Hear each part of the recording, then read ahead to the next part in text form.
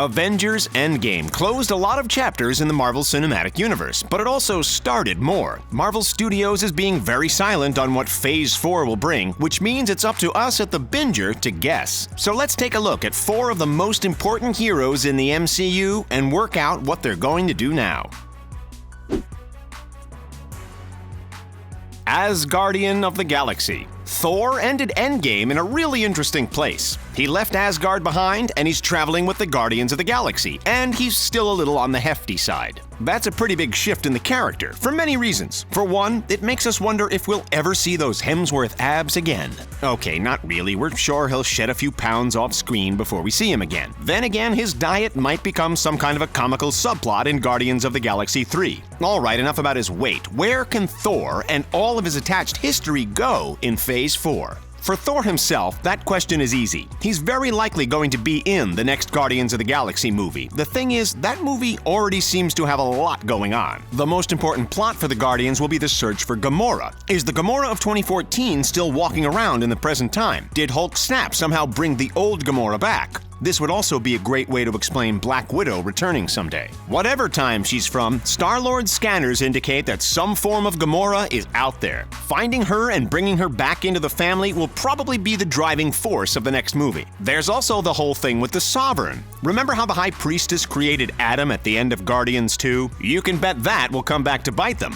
On top of that, Sylvester Stallone's faction of the Ravagers might come into play. That's a lot of threads left hanging with the Guardians story alone. Thor doesn't really fit into any of those, not in a big way. He'll be there to joke and to fight, but we probably won't see any major progress to his character. He'll need his own movie for that. So what of Thor 4? Chris Hemsworth said he's game. There's been rumors that director Taika Waititi is working on something. Chances are we'll be seeing Asgard again sooner rather than later. Asgard is actually a pretty vulnerable place right now. The Asgardians live as simple fisher folk in a random town. It sounds nice, but what happens if the 9 realms are threatened once more? Asgard was kind of the protector, the ones who kept threats like the Dark Elves and Surtur at bay. Valkyrie is currently in charge, and a right capable warrior, but it takes more than that to keep all of the realms in order. The other movies remind us constantly that only Odin's power can fend off the truly catastrophic threats. There will probably come a time when Thor will be called upon again. The universe will need his godly power, the kind even a highly trained Valkyrie can't match. Finally, there's the whole Loki TV series. We know that a younger Loki exists in a different timeline, and this will likely be the Loki we follow in the series. But he's still voiced by Tom Hiddleston, so we can expect to see a Hemsworth Thor at some point. Whether that's a past version or the Asgardian of the Galaxy we know, time will tell. So that's where we can expect to see Thor in the future. He'll guard the galaxy for a bit, but then inevitably he has to come back home to guard all of existence the way Odin did. He'll also hang out with Loki at some point on Disney+.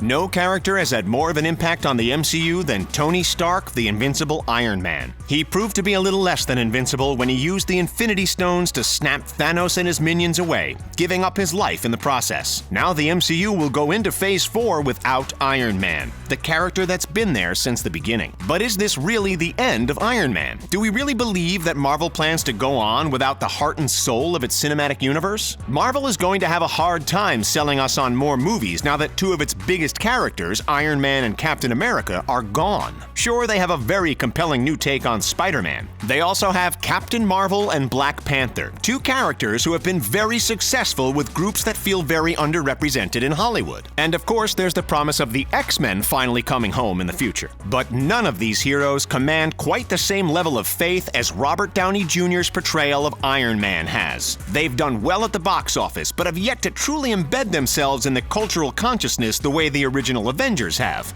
So Marvel may need to find a way to bring Tony Stark back for brief appearances, at least until they can be sure that Wakanda really is forever. We know that in the comics there's no such thing as a permanent end. So there's plenty of ways Marvel Studios could use to physically bring Tony Stark back. There could be more time travel shenanigans, or magic since there's plenty of that now. But we believe Iron Man will be brought back in a different way. We saw in Endgame that Tony recorded a will of sorts using a hologram. This little device would make for an easy way to bring Robert Downey Jr. back every now and again without going the cheap way of resurrecting Iron Man. Perhaps he left a series of messages for his daughter. Maybe there's a few training clips in Spider-Man's suit. This way we can still get more Stark while also seeing the next generation of heroes grow into more leading roles. There's also the possibility of someone else wearing a Stark suit. War Machine is still out there, and Spider-Man appears to use his Infinity War suit for at least the beginning of Far From Home. We even see cops ask him if he's the new Iron Man. Perhaps that's a tease for someone else taking on the role of Iron Man in Tony Stark's absence. One person we know won't be taking over for Tony, however, is Pepper Potts. Gwyneth Paltrow herself said that she needs a break from Marvel movies, so it seems unlikely that she'll suddenly take over the franchise. There's also their daughter Morgan, but she's got a lot of growing up to do before she's ready to avenge anything. We will probably see Robert Downey Jr.'s face again in Phase 4.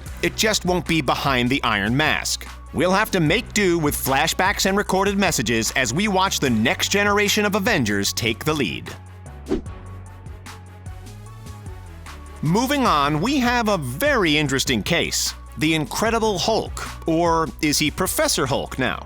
Bruce Banner shocked us all in Endgame by revealing that he and the Hulk have come to some sort of compromise. This involves Banner keeping his personality and intellect while always having a giant green body. That giant green body saved everyone by allowing Bruce to use the Infinity Stones without giving up his life. But now that Thanos is gone for good and the stones are destroyed, where does that leave Hulk? It would be easy to think that this could be Hulk's chance to retire. After all, the story being told about Mark Ruffalo's version of the character seems pretty much over. Throughout the various Avengers movies and his guest appearance in Thor Ragnarok, we've seen Hulk and Bruce constantly at odds. They were two halves of a whole, both never happy with what the other was doing with their lives.